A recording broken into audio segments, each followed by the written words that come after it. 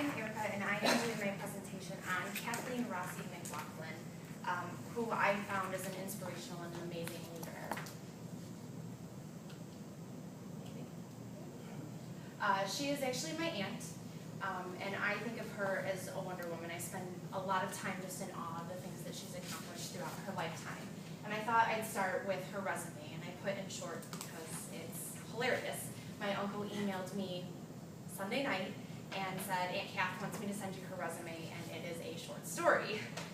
The things that she's accomplished in her life are just amazing. She started in '71 of fulfilling her dream, becoming a nurse, working in New York City at the Columbian Presbyterian Medical Center. She said that she walked in and realized that she was just some white girl from suburbia, and she was thrown into a sea of so many different races and cultures and nationalities that she had to work really well with. Not just as patients, but also as team members.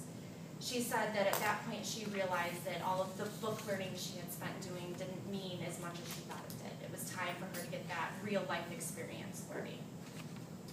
She also said that her leadership lesson while her beginning of the career was to be a part of the team and help the nurses' aides with their tasks, whether it was just jumping in and picking up trays or bathing the patients, and doing that earns a lot more respect than just words.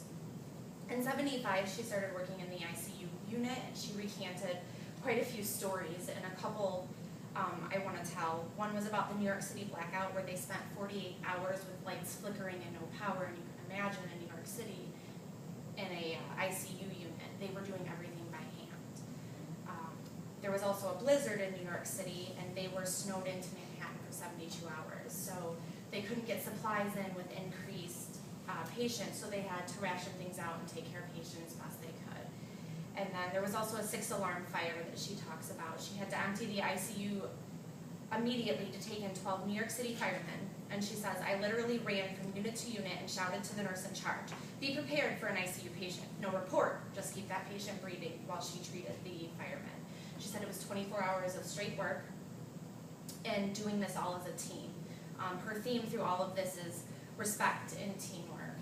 And it was doctors, nurses, aides, and she said the biggest lesson she learned was that she had gained the trust of those nurses and aides, so she was able to have their trust and respect in a time of crisis.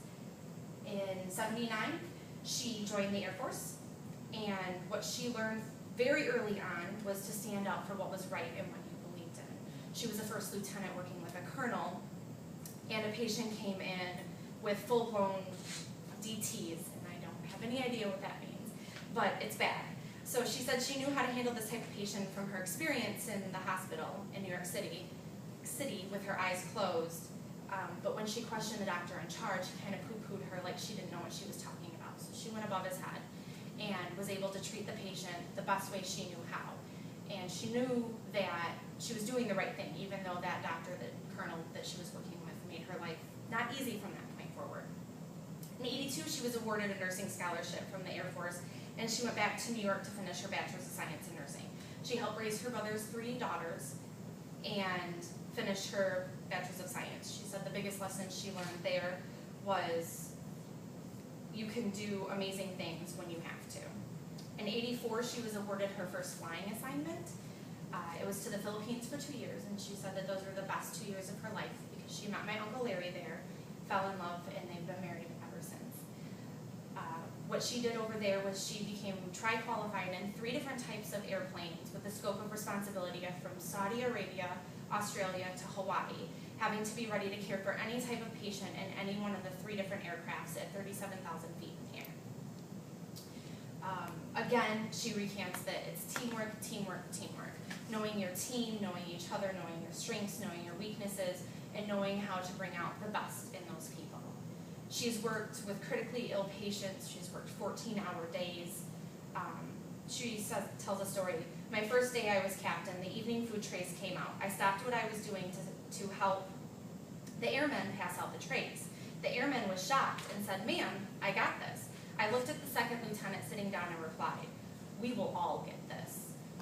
And she told the second lieutenant to get up and start helping. And from that point forward, the unit told that story over and over again, and a brand new culture was created. She was also promoted to major, and she learned compassion and humility and said you should have those two characteristics no matter how busy you are. Again, she tells another story. One very busy night, a young mother lost her infant, and the maternity floor nurse called me and said she wanted to hold her dead baby one more time. The house, as she called it, was jumping with multiple traumas. I went down to the morgue and carried that infant and placed it in the young mother's arms and held her as she cried and rocked her baby. Excuse me. That was over 25 years ago, and she remembers it like it was yesterday. So, working in extreme conditions with many different people in situations that none of us could ever imagine being in, she said that things that helped her were the serenity prayer, change what you can and accept what you can't. And these were some of the most humbling jobs she's ever had. She now works as the nursing director and head of emergency preparedness team at AI DuPont Nemours. It's a children's hospital in Delaware. And she's held and done so many different things there. Her objective in summary on her resume, she has a BS in nursing and MS in human resource management. She's received many awards. She's taught many conferences all over the United States.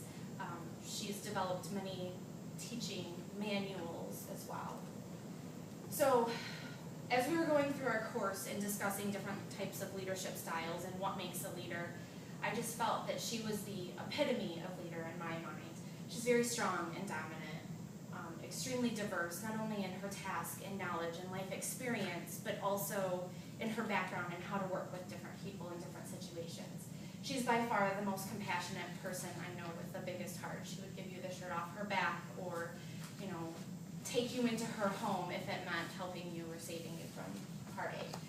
Extremely intelligent, and she definitely commands attention. I had the privilege of going to her retirement party from the military and hanging out with her and her flight nurse ladies as they took New York by storm, and they call her Rossi because that is her maiden name. And when Rossi walks into a room, you stop and you listen to what Rossi says and you do what she tells you to do.